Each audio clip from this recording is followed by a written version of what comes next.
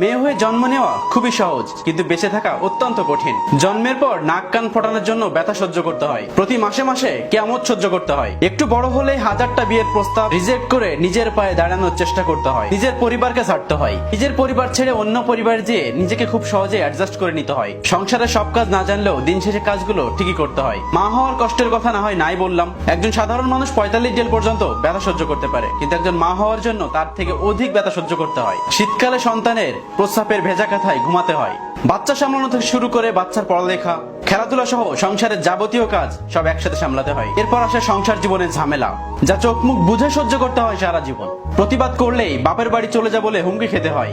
এভাবেই জীবনের শুরু থেকে শেষ পর্যন্ত কত কিছু সহ্য করতে হয় তা বলার বাইরে। মেয়ে হওয়া এত সহজ ব্যাপার না। মেয়েরা সবকিছু সহ্য করতে পারে, মায়ের জাতেরা সবকিছু সহ্য করতে পারে। আল্লাহ তাআলা তাদের সহ্য করার ক্ষমতা দিয়ে পাঠিয়েছেন। মা জাতিকে অপমান করেন না। মা জাতি সর্বপ্রথম সর্বস্তরে থাকার কথা, কিন্তু মা জাতি আজকে অবহেলিত। মা জাতিকে সম্মান করলে আপনি সম্মানিত হবেন।